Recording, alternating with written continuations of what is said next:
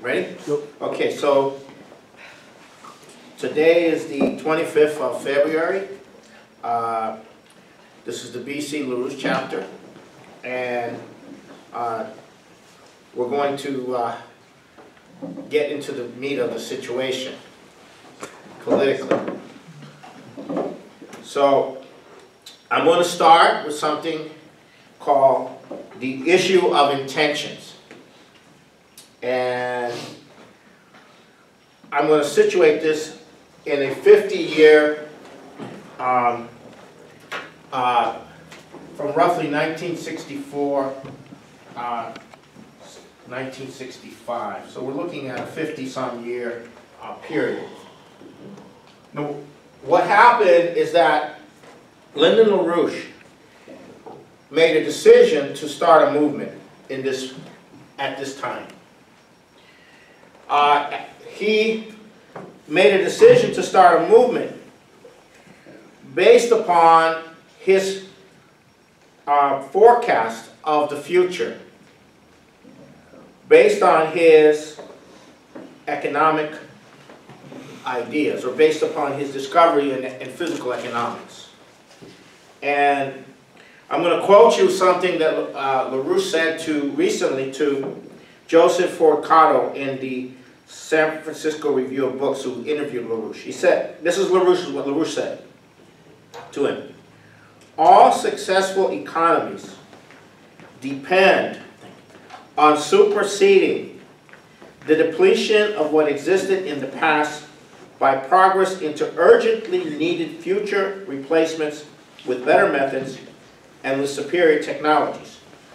Otherwise, we would plunge into attrition and related decay, which has plagued us since the fag end of the Indochina War in the mid-1960s. So what LaRouche is saying is that there is a fundamental law of economics that you have to overcome economic attrition. And you can only do that with superior technologies, better methods, and that includes a lot of things in terms of the education of the workforce and so on and so forth. Now, this concept is put in this very short form is not arbitrary. It is not a point of view. It is not an opinion. To LaRouche, it's the law of economics. It's a law of economics. It's a law of society. And if a society is not able to address that, it is doomed, either in the short term or the long term.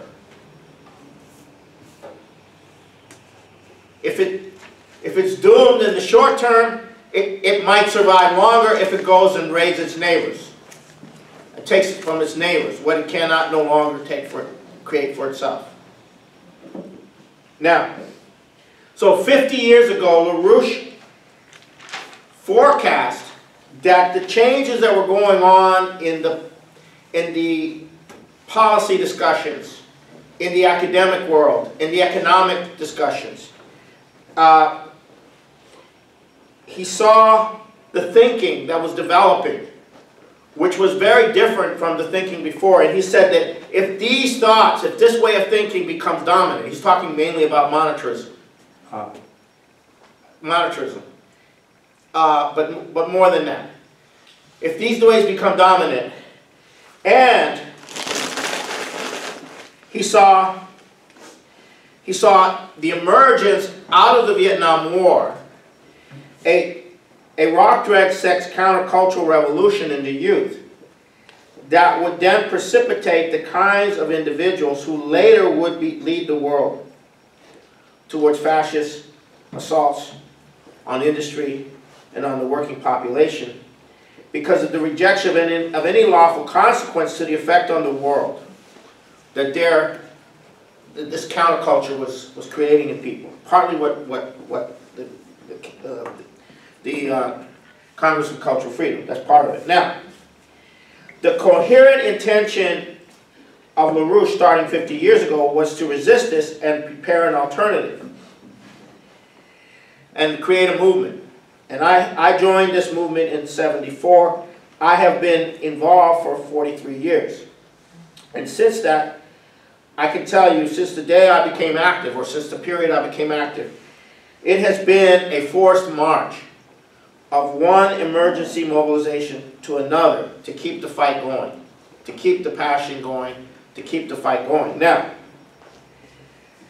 the new paradigm of our society that we just formed here, and the new paradigm emerging in China in economics, is a reflection of that intention as well.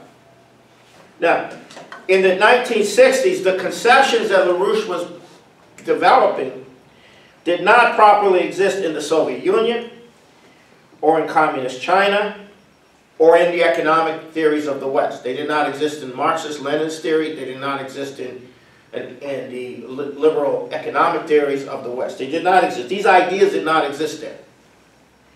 And that is why the combination of these two things caused him, because he saw no vehicle that could be moved in the society, in the United States at the time. So he had to create his own movement. And he was not a young person when he did that. He was already in his 40s. He didn't start as a young person. He was already going into his middle 40s when he started the movement. Now the creation of empires, or empire, or the intention of empires, generally, of all forms, is to avoid the consequences for themselves of the effects of having to obey this law. If you have to obey this law of economics, you have to raise the quality of labor. You have to raise the quality of the people. You have to raise them. And that, if you want to avoid doing that, and you want to maintain a relationship, a fixed relationship to the population, then you're going to have to revert to squeezing, looting, economic cannibalism of past development, and that's the directionality you have to go in. If you are not committed to obeying this law, these fundamental economic laws, then that's where you have to go. And then from there, you cannot support an expanded population without the consequences of or depredation of other populations. And so essentially, we've been on this trajectory towards a global breakup of nations, a global disintegration, a global imperial system of looting, with the concept that the ultimate consequence will be a mass reduction of population, but necessary reduction of population to preserve a system. To preserve a system for those oligarchical elements who do not want the change. And that's understood at the top. That's understood at the top. Disposable populations. You know, that was also Hermann Göring's policy for the Eastern Europe, was disposable populations. Now, for the Nazi war machine. Now, so over time, increasingly improved, as Charles laid out, psychological methods were developed. The Obama administration was a quantum jump in these techniques over the previous Bush administration. And this is what we've been experiencing. Now, in this context,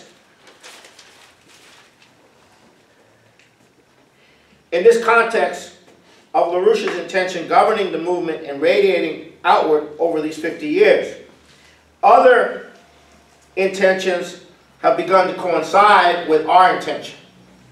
China's intention. China, the Communist Party, after made a deal with the population of China as the basis of their rule. Basically, it's more complicated, but basically the compact they made with their people was we will modernize China, we will develop China, your life will improve. And if they cannot deliver on that, they will lose the ability to govern.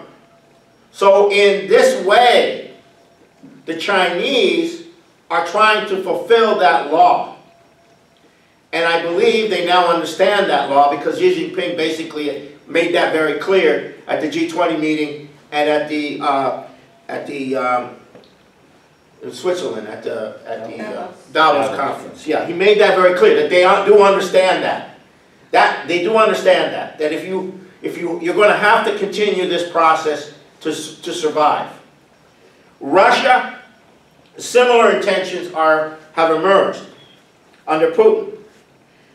The collapse of the Soviet Union was a result of them not fully understanding that intention, that law that LaRouche said. They were all suckered into Marxist economics. They did not understand that Marx did not put forward a policy for what we would call extended, what you would call under his system, extended reproduction. That the industrial development that Russia did to win World War II and all of the heavy industry that it built had to be superseded by a more advanced industrial base. And they didn't address that in terms of the society and the culture. A Marxist worldview did not fully appreciate, although in many ways it's superior to the monetarist worldview, they did not fully appreciate this issue that LaRouche laid out. Which is ultimately why the leadership, there was a split in the Russian leadership, and the leadership that came to power around Andropov rejected the proposal put forward by LaRouche that were carried out by Ronald Reagan, which was the joint development of the SDI, which represents a vector for realizing that fundamental law. So the collapse of the Soviet Union precipitated a massive attrition of the existing industrial capability of Russia, and Putin has revived a different system, what I would call a post-communist form of secular traditional Orthodox culture, Christian culture, with an idea of economic development. But they really lost a lot in the process. They really lost a lot. Now we see parallel developments in India around the new Prime Minister of India. Now, we come to the United States. The consequence of all these policies and everything was associated with that has finally caught up with a large percentage of the U.S. population. And in the upheaval, an individual has become president that no one believed was a possibility. Something happened and nobody believed was possible actually did happen. And this was done because, in a very crude way, Donald Trump promised to address this question of a collapsing United States. He didn't really lay out how he was going to do it. He didn't really lay out the means by which he was going to do it, but he made a pledge to the population that voted for him that he was going to do it by whatever means by whatever means.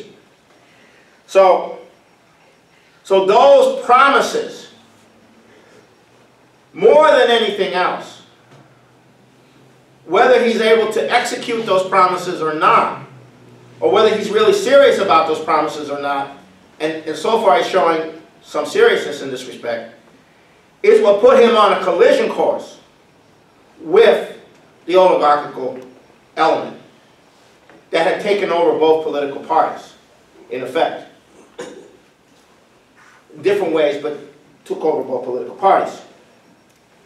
So it's those campaign promises that won him the election, not the Russian intervention, not anything else. And then the question is, can he deliver?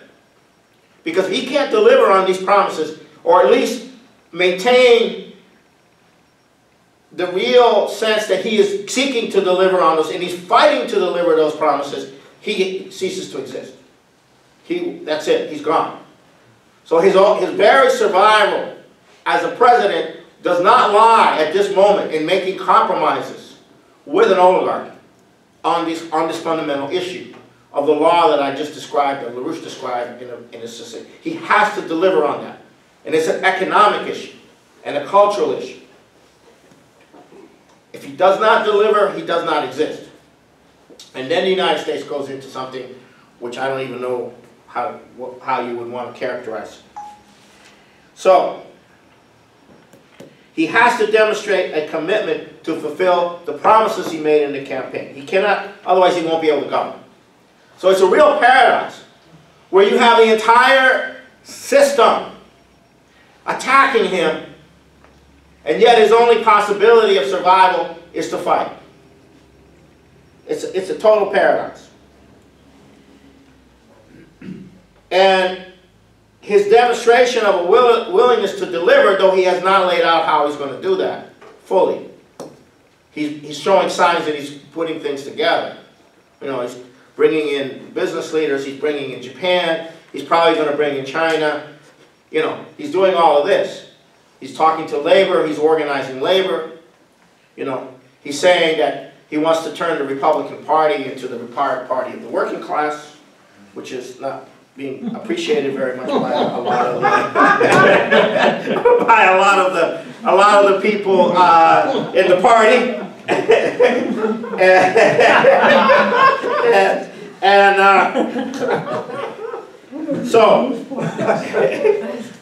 So now we go to the contrary intentions.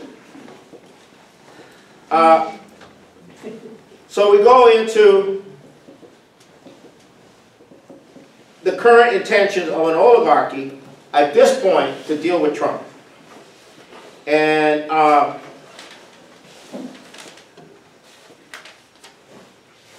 okay, and here's where I cite something from an article last week by the bureau chief of the Financial Times in Washington, Edward Luce. Now, Edward Luce's article, I think, is entitled Donald Trump and the Siege of Washington. And in this article, Luce analyzes the situation in the following way. He says that Donald Trump is not reformable. Not reformable. He cannot be reformed. He says that even if Donald Trump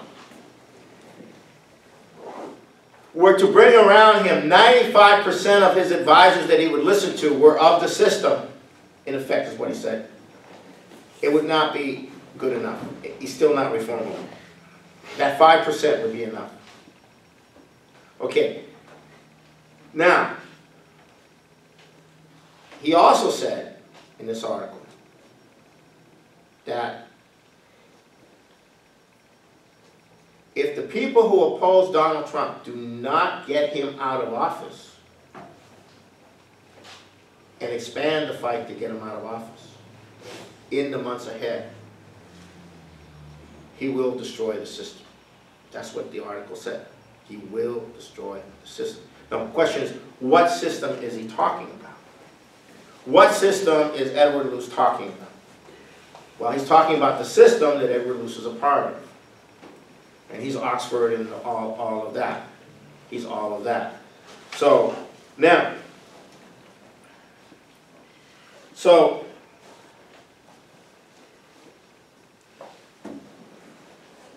okay, so we're going, and I'm going to describe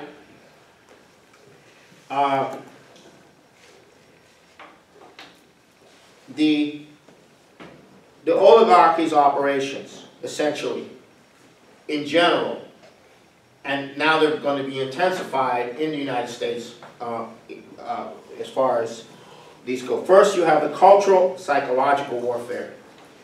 Then you have drug trafficking on a mass scale. Then you have the financial side of the operations, the offshore banking system and the derivatives. Then you have color revolutions. And you have sectarian and other wars.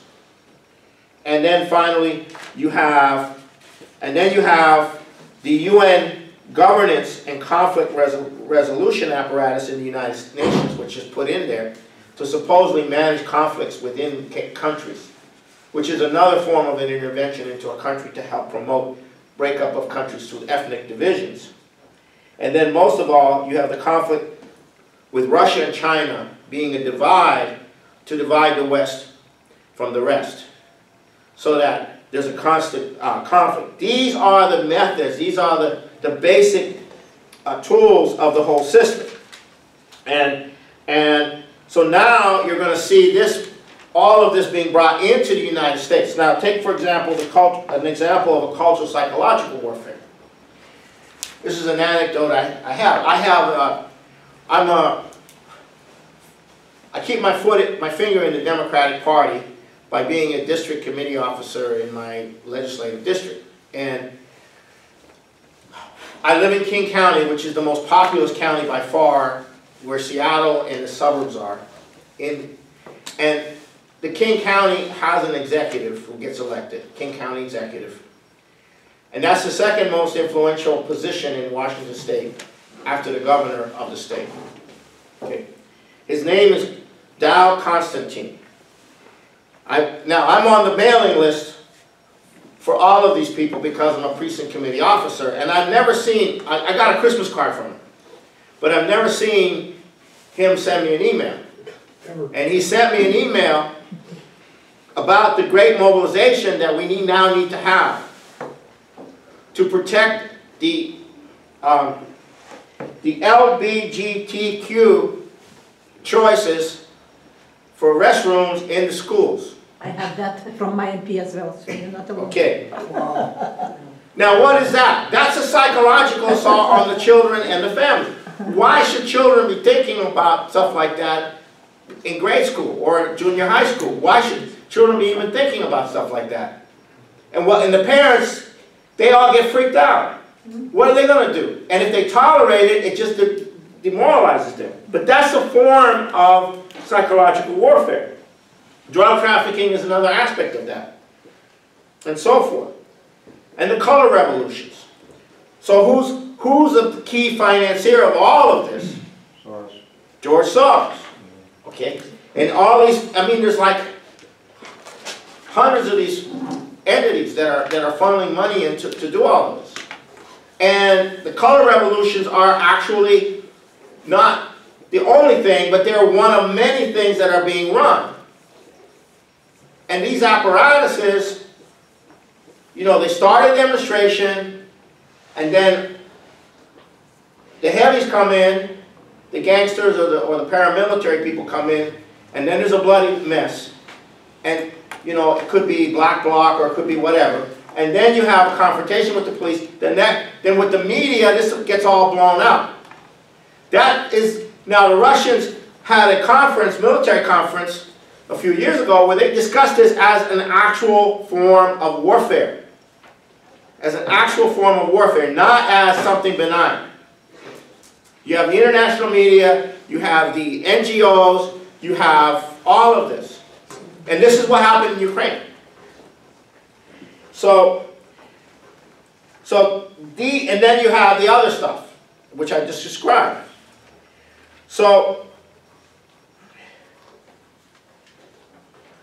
this is their response to the new paradigm. This is their response to what?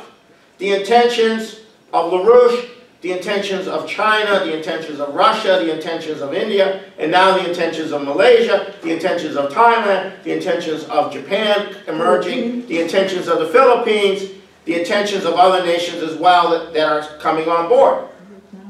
This is their response to those intentions. And now, the order is coming down that Trump is not reformable and needs to be thrown out. Okay? He needs to be thrown out. And not 4 years from now, not 2 years from now, not even 1 year from now. No. Now, Now, the irony is that both parties have been taken over by this apparatus to a large degree, in one form or another. So, now what? Well,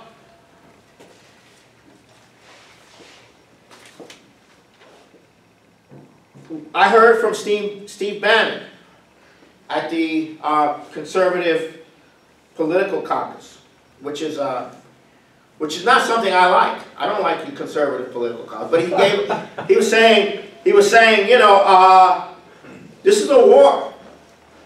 Trump said his intentions, he intends to carry them out, and it's going to be a war every day. That's what he said. Now, whether that's actually the case, I don't know, but he said that at this convention. But what did Trump bring into the war? What are the forces that he's bringing into the war? If you follow Steve Bannon, he's bringing in the libertarians, dragging them maybe, I don't know. He's bringing in the evangelicals.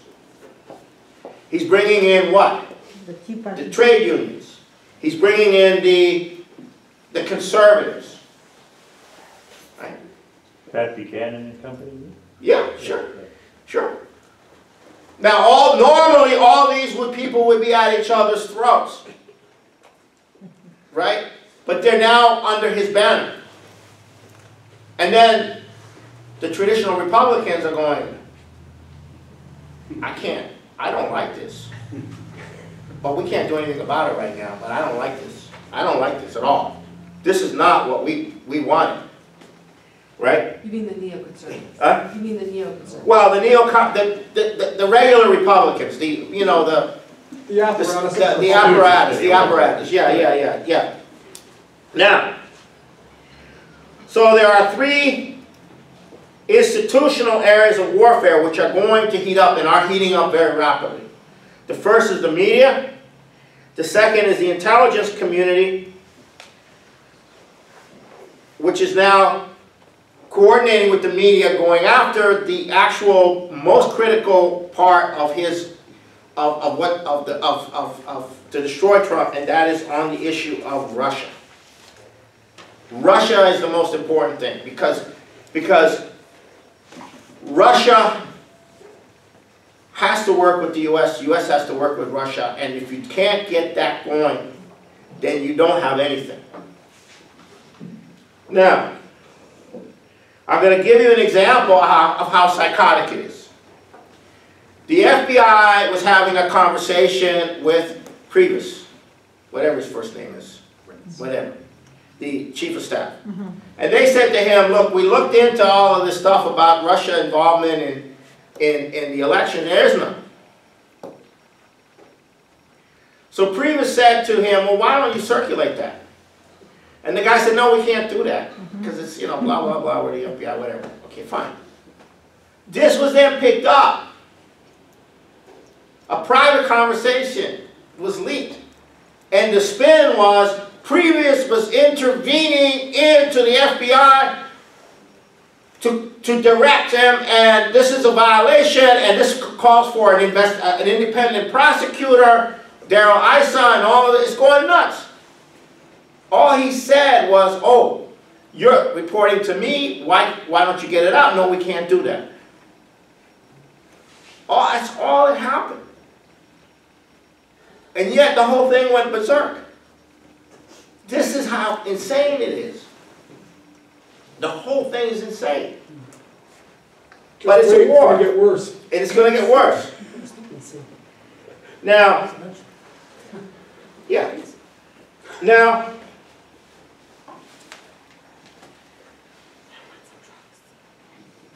Trump has responded by making it clear that he's not going to be nice to the media. So what he did was what? He locked them out. They were going to have a private, non-filmed, non-recorded discussion, and he kept certain other media out. And they went berserk. This is an attack on the freedom of the press. This is an attack on, you know, blah, blah, blah. It just went totally berserk. You know, this is encouraging dictatorships around the world to suppress the media. And on and on and on and on, right? So now what did Trump respond? What was Trump's response? He tweeted it today. He said, well, I'm not going to be going to the White House Correspondents' Dinner. I want you to have a good time. Now, why did he do that? Because if he went to the White House Correspondents' Dinner under these circumstances, it would be an insult. Yes. It would be degrading for him. Because he's not, you can't be palsy-wowsy in a situation like this. You can't be all of a sudden, you know, let's be friends and let's pretend we're going to have a party and, you know, all that. You can't do that. This is war. So he's making it very clear to the media, this is war. At least that's what I think he's doing.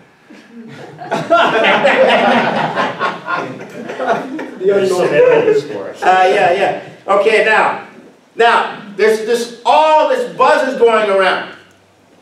You know, Flynn was fired, and he was the guy who was going to take it on, and he was the guy with the good relations with Russia, and that just shows you that Trump has betrayed humanity. And then he picked this guy McMaster, Joseph McMaster, to be the national security advisor. And then all of a sudden everybody goes wild in Russia. They go wild on global research and counterpunch, saying that this guy is preparing war against Russia. Yeah. And who is this guy? Well, he happens to be the guy who was tasked to figure out how to fight the Russians in proxy wars, right? That's what he did for the Obama administration. He put together, and he was very critical. He's a very good general. He said, look, the way you guys are doing this sucks. You got to do it this way. The Russians are winning cheap. They're winning cheap on you. If you're going to fight them, you got to fight them this way and make them pay.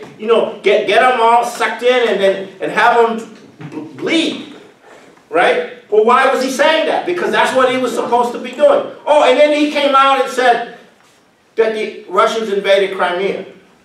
Well, he lied. He knows the Russians didn't invade. Of course he knows the Russians didn't invade. But you think under Obama you're going to say the Russians did not invade Crimea? You're not going to. If you're a military, you got to toe the line. You got to toe the line. So what does this mean? Well, it means these people are trying to figure out based upon who he puts in there. Now, but what did the Financial Times say? He's not reformable. What does that mean? Trump, it means that Trump is going to do what Trump is going to do. He's going to make the decision, not any of his cabinet officials. And who knows what that's going to be. But then again, all these people are going stir crazy, worried that Trump is now going to go to war with Russia. Well, he might, right? But that's what's what you have going on. Okay, now here we come to the big one. The big one. Okay, this is the big one. The financial question. Everybody went berserk, including us, to stop Steven Mnuchin from becoming the Treasury Secretary. I mean, look at this guy. Goldman Sachs, then worked for Soros for 17 years. I mean, not a very good character. Was involved in making that incredibly vicious film called Avatar. He was the producer of it. That was actually promoting, a certain green agenda through the science fiction and so forth. Now, but what's the issue then? I mean, Steve Mnuchin is going to run things, right? What do they have to worry? Well, because Steve Mnuchin is not the president, and Steve Mnuchin doesn't make the decisions. And guess what, folks? What is the financial imperial system concerned about?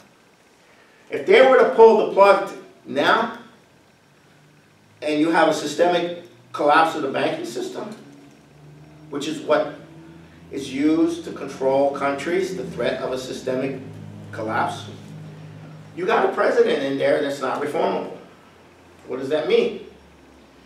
The president has the most incredible power, lobbying power in the Congress under a time of crisis. And what has Trump said in his campaign? He said what? He said, I'm for Glass-Steagall. Is he for Glass-Steagall? Or is it a problem he doesn't have the means to put it together? If you give him that crisis, would he then not have the means to put it together? Do you want to test him on that? Do you want to pull the plug now, or you want to get him out first before you pull the plug? See, this is the whole point. You also have somebody who knows the machinery. Yeah. So that's the issue. Now, his friend and sometime friend, and what's his name? The guy. Bannon? No, the other guy. He's not in the government. Alex Jones. No. Stone. Roger Stone. We talked to him a couple days ago at a meeting, and he said that Trump's still for. It was a week ago. He said Trump's still for Glass-Steagall. So we don't know. We don't know. But these are the zones. These are the actual areas of battle. The financial system, the media, and the intelligence community. And what about the army? You haven't mentioned the military. Where did the military? You haven't mentioned the military. I don't think the military is really the core of the problem. I think the core of the problem is the intelligence community, the media, and the financial crowd. And the Soros apparatus, and the Democratic Party itself, which I'm going to go into. What about the police forces? They're heavily militarized now. Yeah, but the police forces at this moment are very sympathetic to the Trump situation. They're very sympathetic at this point. So it's a military problem. Yeah, that's what I'm saying, yeah. So, okay. So now there's another aspect of this I want to go into, which involves a little history. Okay? Okay. There is a sign that Trump is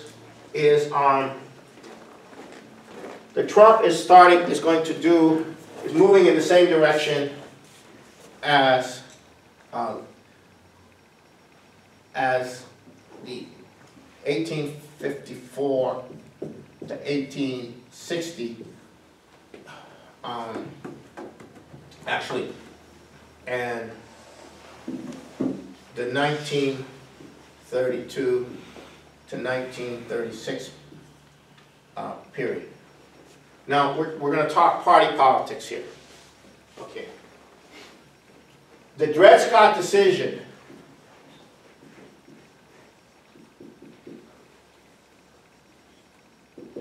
okay, you had the Democratic Party,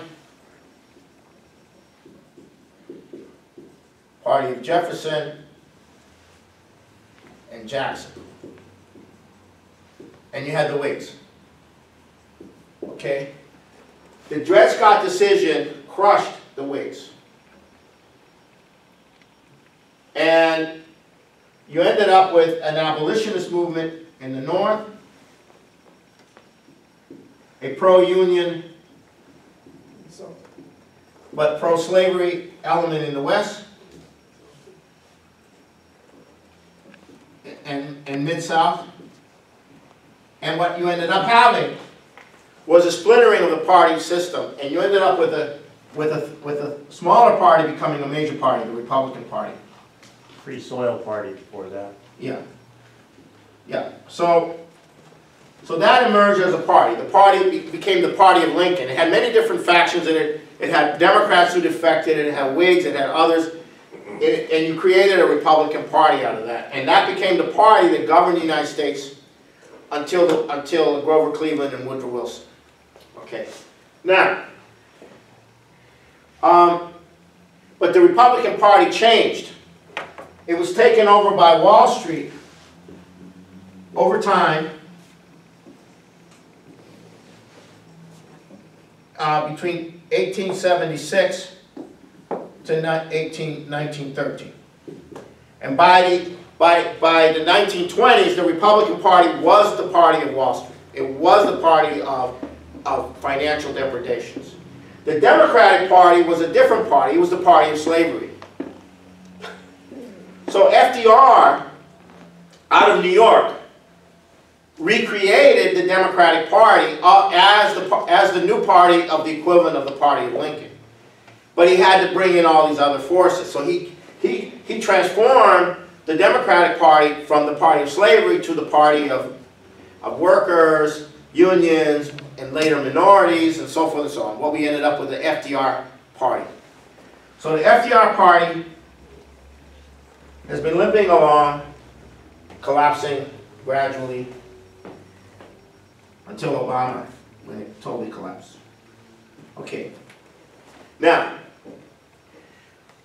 Wall Street took complete power. With Obama, Wall Street took complete power of the Democratic Party completely. Hillary was the Democratic Party. Bernie Sanders was not the Democratic Party. He was an independent. So, Trump is not this, and he's not this. He's from outside of this. And now he's saying, what? He's saying the Republican Party should become the party of the working class. That's a very different thing. The Democratic Party had been the party of the working class. So so if this is the case, and again, we don't know yet fully, if this is the direction he's going in, he's restructuring the internal politics of the United States so the Republican Party becomes the party of the working class and whoever else wants to be part of it. And the Democratic Party is going to be the party of the LBGQ.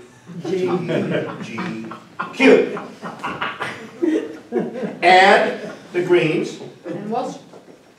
Right? And Wall Street. And neocons.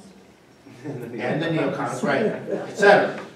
So this is, whether this actually occurs in this way, I don't know, because today there was a huge battle going on at the Democratic National Committee. I don't know who came out on top. Perry. Huh? Perry.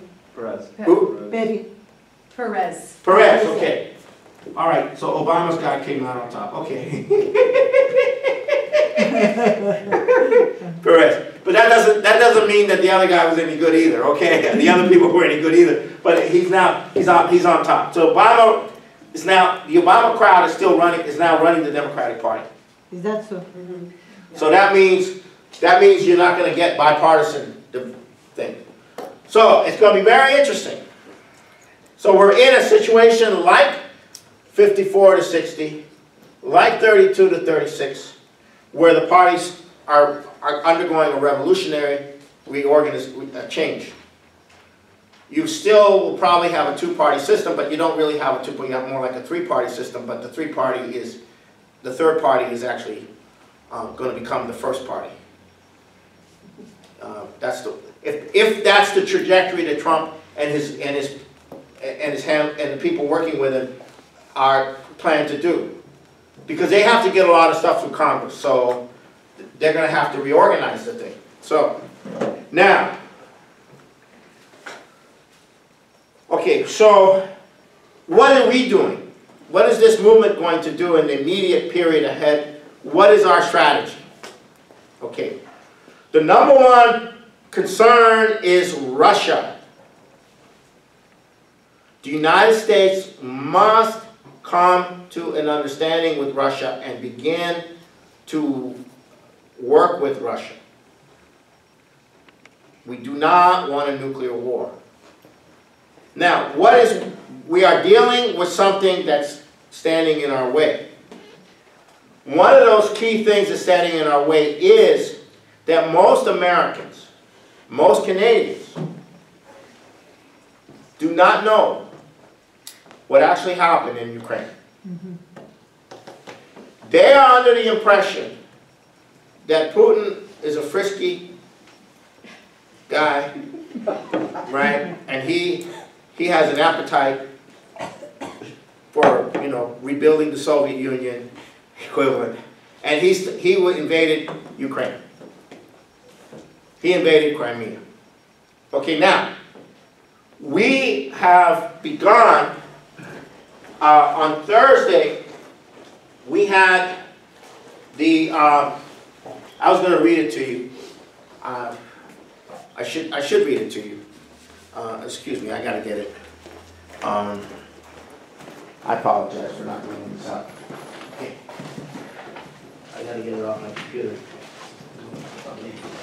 What we did is on Thursday the 23rd, in the third anniversary, which was the 22nd, on the 23rd we had an International Day of Action. Do you want me to look it up? On, My computer's here. no, I have it in here. On an International Day of Action. And we had rallies in Europe and the United States with a sign that said, "Jail Obama and Soros, Ukraine 2014, USA 2017. And our rallies were in Seattle. We had banner signs above the freeways during the rush hour. In other places we did other things. In Europe we did other things. And this was then picked up by TASS. The TASS picked it up, and Did they pick it up? yeah, the news service. Yeah, Yeah. and an article was written that was very interesting. Oh, I didn't Article see was that. written about this in TASS. Okay. Do you have it? Okay.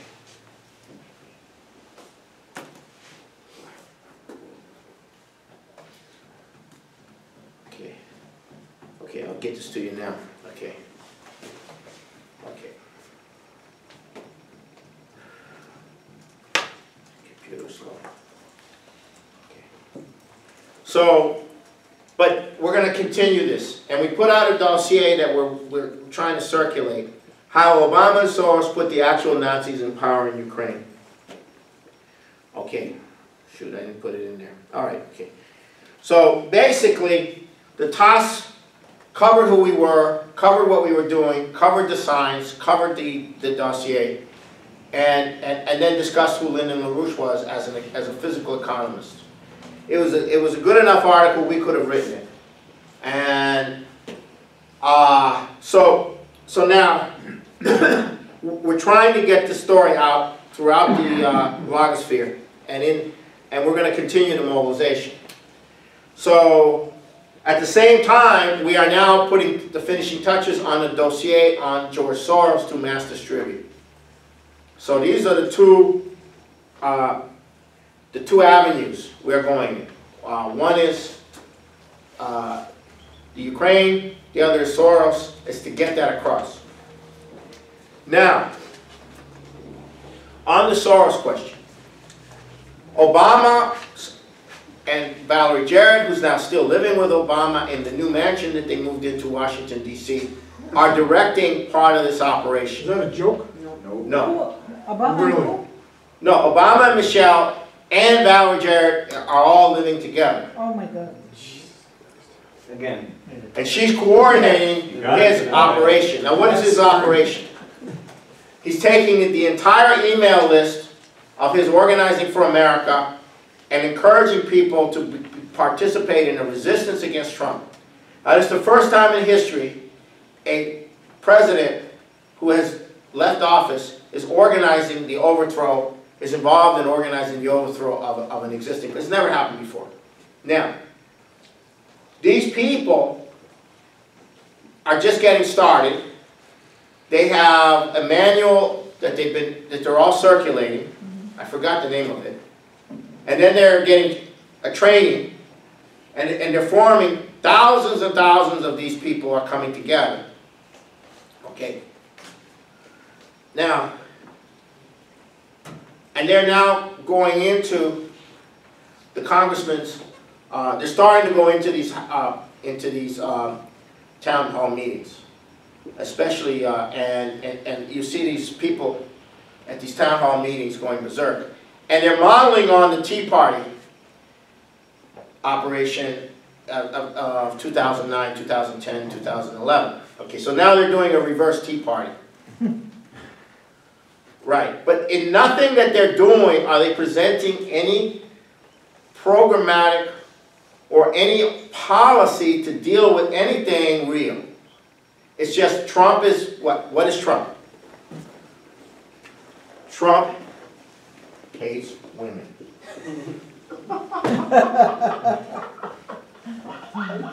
One. Two. Trump hates blacks. And He's Muslims. racist. Muslims. Okay. Okay. Trump is a racist. Three. Fascist. Trump is anti-Semitic.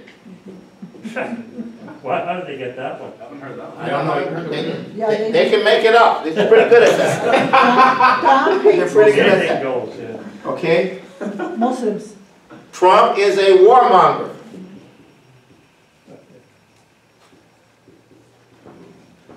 Non-interventionist. Okay. And Trump is idiot. Trump supports dictators like Putin. Right? Putin, dictator. It's Semitic Jews or something? Okay. Jew or something? Trump is against LBGTQs. Yeah. Okay? It's true, took away the bathrooms. Now they're mobilizing them on this basis. What about Muslims? You forgot them. Huh? Muslims, you forget them. Oh yeah. Refugees. Anti-Muslim. Intolerant. Anti-Muslim. And immigrants, yeah. Yeah, And immigrants too. Anti-Muslim and immigrant. Swear to God. Oh, there's one other one. Trump hates puppy dogs. He's not for pot legalization. Oh, yeah. Now, What about none of these issues, climate change? none of these issues He's a are going to get you a job. None of these issues are going to get you a salary, a decent salary. None of these issues are going to help give you better health care. Or the other one is to save Obamacare. That's the other one. Yeah. Save Obamacare. No, that's right. Trump's also a climate denier. Science denier. Okay, yeah. Not 10 is climate denier. There you go. Science denier. Now, the point is, none of these issues are going to get you anything that's positive. So they're mobilizing these people around this. And everyone has their own version of it. Some people say, well, it's the health care. And other people say it's the climate. And the other people say, and they're all being mobilized. But there is no principle holding them together other than getting them all whipped up around these issues. So a typical conversation with a woman is, Trump is a racist. I had this on Thursday. I had this on Thursday, okay. Trump is on the campus. Trump is a racist. I said, well, I don't know. Maybe he is. But I haven't seen any proof of it. Well, what do you mean you've never seen it? He's a racist. Well, I haven't seen any proof. Well, you're a racist too. All right? She's a young woman, you know, so anyhow, now, so you can imagine what's going on in my head, right? Oh, nightmares, you know. And then they put the black bloc in the middle, and we have a violent thing, and all of this and all of that. It's all, you know. So we have this sign over the freeway at rush hour in Seattle, which is the most pro-Obama city in the United States. Probably New York is semi-pro-Obama, and San Francisco is pro-Obama. But Seattle has to take the case, because you have it all. You have it all there. It's all of them. Not the outlying areas of Seattle, but the Seattle. So we have this thing up. And me and Stuart are there in the morning. We're there at 7:30, 7 o'clock in the morning for the rush hour. And the cars pile up because it's, you know, there's some traffic. So they slow down. They can all see the sign. It says, impeach Trump.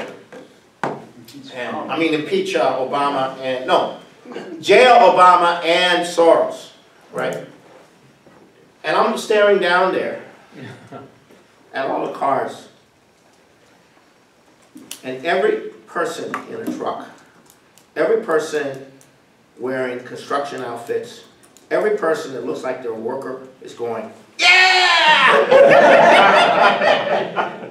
Me and Stuart are looking at each other going, That's interesting. and then all these other people were going, like this.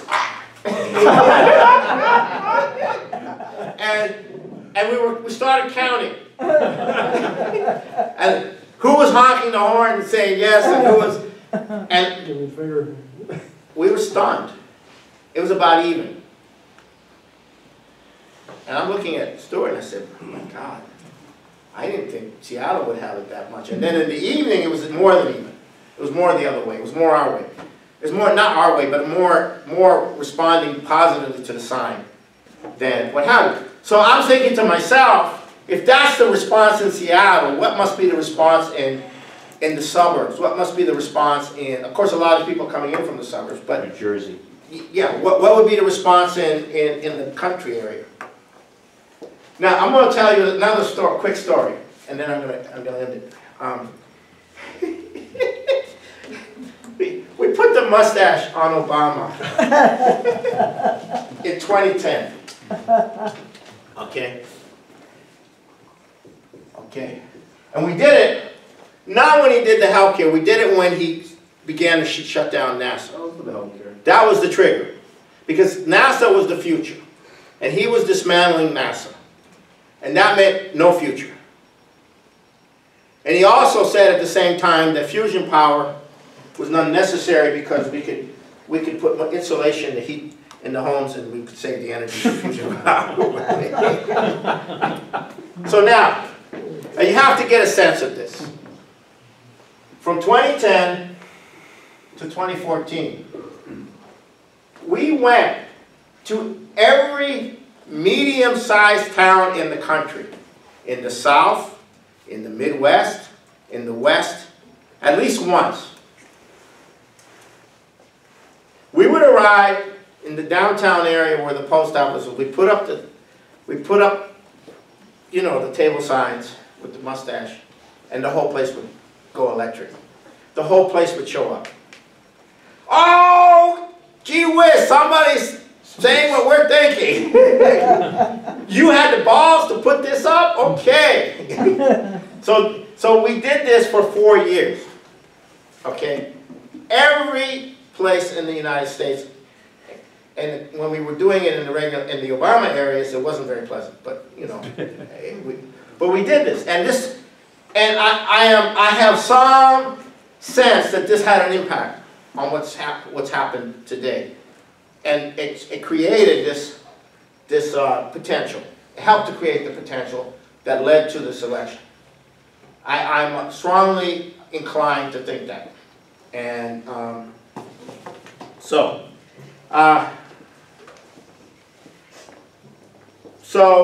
that's where we are right now. Now, where are we going? Well, beyond the Ukraine issue and the mobilization on that, we are doing everything possible on organizing for the 4 laws, for Glass-Steagall and the 4 laws. Now the 4 laws are Glass-Steagall, a Hamiltonian credit system, a commitment to furthering the industrial development, advancing the technologies, and the breakthrough areas of space, fusion, especially, to do the breakthrough areas, the breakthroughs, fundamental breakthrough areas.